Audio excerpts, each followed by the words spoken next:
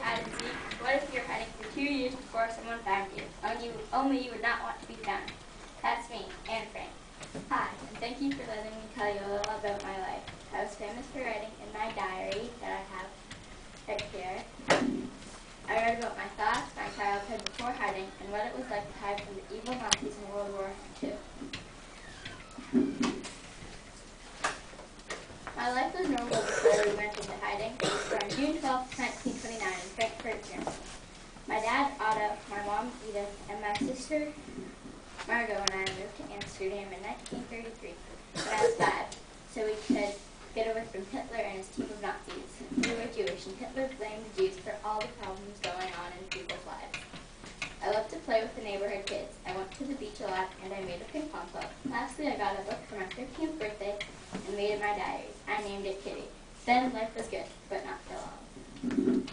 Jewish people had to wear yellow stars that said Jud on them, so people knew who the Jews were. And I have one in my bag.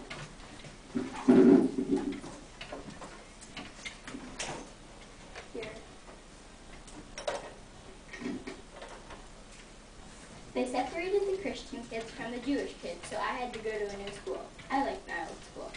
When I grew up, I wanted to be a writer or a movie star. I was a happy-go-lucky kid, a lot like my dad. My dad was a soldier in World War I and fought for Germany. My mom and Margot were kind of a do this, do that now type of person. Dad knew things were getting bad, so he built a secret hideout in the annex of his work building. The secret staircase to the hideout was behind a bookshelf, and I have a small version.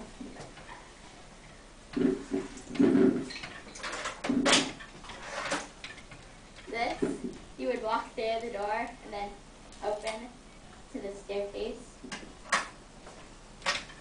He thought we were going into hiding in 1 month, but instead Margot got called up early to a work camp, so we had to go earlier. My life in hiding was frustrating. We had to keep our voices. The space was too small to have 8 people there. My family went in the secret annex with the Van Pels and Mr. Pepper. They were always fighting. We had to keep our voices down, the curtains closed, and we could not go outside. I liked to go in the attic to write in my diary and listen to the birds chirp. At first I thought Peter Van Pels was strange, but then he became a really good friend of mine. Our helpers brought us food and things to do. Our friend Meve Guys was one of our helpers, and she was not Jewish.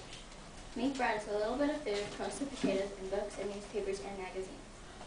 She really had to sneak around. We were found by the Nazis after hiding for 2 years. Someone reported us because we were hiding and we were Jews.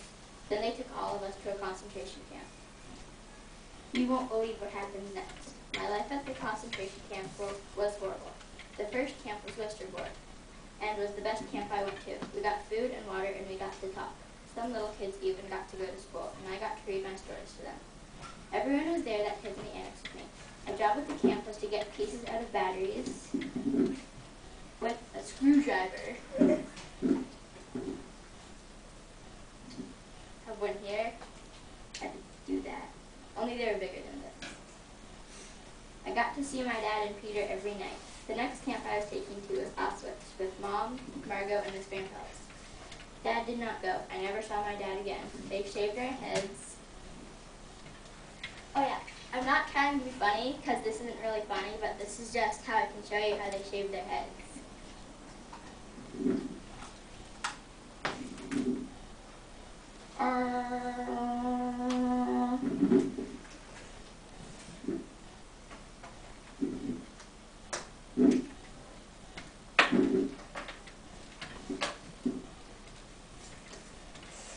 They stole our rings and took Margot's glasses. We had to dig holes for no reason, and they killed the kids and the old people. My mom died of starvation. I got a terrible itchy rash called scabies. I spent time in the camp hospital. The last camp I went to was Bergen-Belsen. Just Margot and I had to go there. We slept in crummy, dirty tents and got very little food and did nothing. We were just sent there to die. One of my old friends was at the good side of the camp, and she tried to throw a package of food over the fence. The first time, another lady stole it from me, but the second time, I caught it. I was still hungry, but I shared most of it with Margot. Margot was really sick. We died early March 1945. Margot died first, and the other Jews at the camp stole her bed and the socks right off her feet. I couldn't believe it, and nerve. I died 2 days later. I was 15 years old.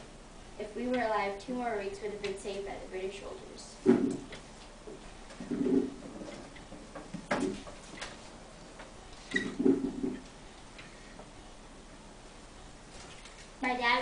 someone who survived. After the war, he returned to Amsterdam. He was hoping our family was still alive. Meade had found my diary and gave it to my dad. Dad knew my wish was to be a famous writer one day, so he published my diary in 1947.